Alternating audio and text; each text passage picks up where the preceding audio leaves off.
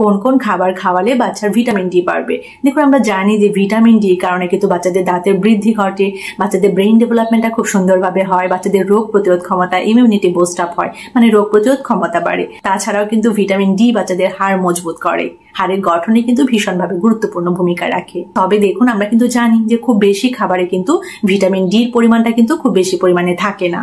তবুও কিন্তু কিছু খাবার রয়েছে যেগুলো যদি বাচ্চাদেরকে নিয়মিতভাবে খাওয়ানো যায় তাহলে কিন্তু বাচ্চাদের ভিটামিন ডি এর ঘাটতিটা পূরণ হয়ে যায়। তো আজকের ভিডিওটিতে আমি আপনাদেরকে জানাবো ভিটামিন ডি সমৃদ্ধ বেশ কিছু খাবারের কথা। তো অবশ্যই আজকের ভিডিওটি ভীষণ ইম্পর্টেন্ট। হ্যালো ভিউয়ার্স, আমি জেসমিন বলছি। এই মুহূর্তে আপনারা কানেক্টেড আছেন জেসমিনস বেবি কেয়ার টক ইউটিউব চ্যানেলের সাথে।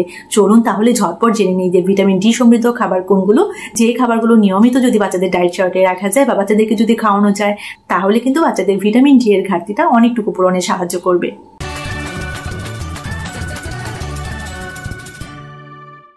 তো প্রথম খাবারটি হচ্ছে ডিমের কুসুম। ডিমের কুসুম কিন্তু প্রাকৃতিক ভিটামিন ডি এর উৎস। দ্বিতীয় খাবারটি হচ্ছে তেলযুক্ত সামুদ্রিক মাছ, যেমন স্যামন, সার্ডিন, টুনা, ম্যাকারেল। তবে অবশ্যই কিন্তু বয়স অনুযায়ী, বয়স বুঝে বুঝে কিন্তু অল্প পরিমাণে বাচ্চাদেরকে এই মাছগুলো দিতে হবে। এছাড়াও 3 নম্বর যে খাবারটির কথা বলবো সেটা হচ্ছে গরুর কলিজা। খুব সামান্য পরিমাণ কিন্তু ভিটামিন ডি থাকে গরুর কলিজাতে।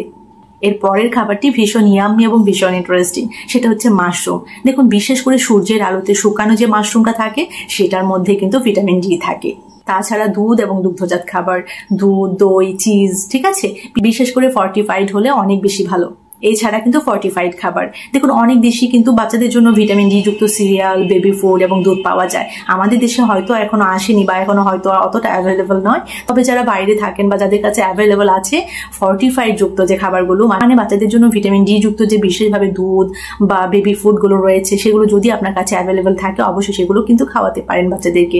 সেটা থেকেও কিন্তু বাচ্চারা ভিটামিন ডিটা পাবে। এছাড়া মাখন ও ঘি, খুব সামান্য পরিমাণ কিন্তু এতেও ভিটামিন ডি থাকে। তবে আমার মনে হয় আপনারা সবাই জানেন যে খাবারের পাশাপাশি সূর্যের আলোটা কিন্তু ভিটামিন ডি এর খুব ভালো একটি উৎস। চেষ্টা করবেন প্রতিদিন সকাল 8টা থেকে 10টার মধ্যে কমপক্ষে 15 থেকে 20 মিনিট বা 25 মিনিট বাচ্চাকে রোদে খেলতে দিতে। তবে অবশ্যই আপনাদেরকে খেয়াল রাখতে হবে যে অতিরিক্ত কড়া রোদে নয় বা চড়া রোদে নয়। আরেকটা বিষয় অবশ্যই খেয়াল রাখবেন যে 6 মাসের কম বয়সী যে বাচ্চারা রয়েছে তাদের চোখটা যেন ঢাকা থাকে, তাদের চোখে যেন খুব বেশি কড়া বা চড়া রোদ যেন না লাগে। এই বয়সী বাচ্চাদের চোখটা এবং মুখটা একটু কভার করে তারপর সেই ছোট বাচ্চাদেরকে আপনারা রোদ লাগাতে পারেন। একদম মৃদু যে সকালবেলা রোদটা থাকে 8টা থেকে 10টার মধ্যেও কিন্তু আপনারা লাগাতে পারেন, 20 থেকে 25 মিনিট, এর বেশি কিন্তু নয়। আরেকটি গুরুত্বপূর্ণ ইনফরমেশন আমি আপনাদের সাথে শেয়ার করতে চাই, সেটা হচ্ছে দেখুন অনেকেই কিন্তু কি করেন যে বাচ্চাদের স্কিনটা যেন ডার্ক না হয়ে যায়, যেন কালচে না হয়ে যায়, সেই জন্য সানস্ক্রিন বা সানব্লক লাগিয়ে দেন বাচ্চাকে রোদে নিয়ে যান। মানে যে টাইমটাই সূর্যের আলোতে ভিটামিন ডিটা রয়েছে বা ভিটামিন ডিটা পাওয়া যায় যখন বাচ্চাকে সেখানে নিয়ে যান রোদ লাগাতে। তো এটা কিন্তু করবেন না। সানব্লক বা সানস্ক্রিন লাগিয়ে যখন বাচ্চাকে রোদে নিয়ে যান, মৃদু মৃদু যে রোদটা থাকে 8টা থেকে 10টার মধ্যে যখন বাচ্চাকে ভিটামিন ডিটা পাওয়ার জন্য যে রোদটা লাগাতে যান সেই সময়টাই সানস্ক্রিন বা সানব্লকটা লাগাবেন না। তো অবশ্যই আপনারা এই বিষয়টা খেয়াল রাখবেন। অনেকেই কিন্তু আমরা বড়রাও সেটাই করি। আরেকটি বিষয় অবশ্যই খেয়াল রাখবেন, যদি দেখেন যে বাচ্চার মধ্যে ভিটামিন ডি এর ঘাটতিটা অনেক বেশি পরিমাণে রয়েছে, বেশি পরিমাণে থাকছে, সেই ক্ষেত্রে কিন্তু আপনি অবশ্যই ডক্টরের সাথে কথা বলে, যদি বিশেষভাবে বাচ্চার ভিটামিন ডি এর সাপ্লিমেন্ট দরকার হয় তাহলে ডক্টরের সাথে কথা বলে সেটা আপনি বাচ্চাকে দিতে পারেন। ঠিক আছে? তো ভিডিওটি আর বেশি লেন্দি করছি না, এখানে শেষ করছি।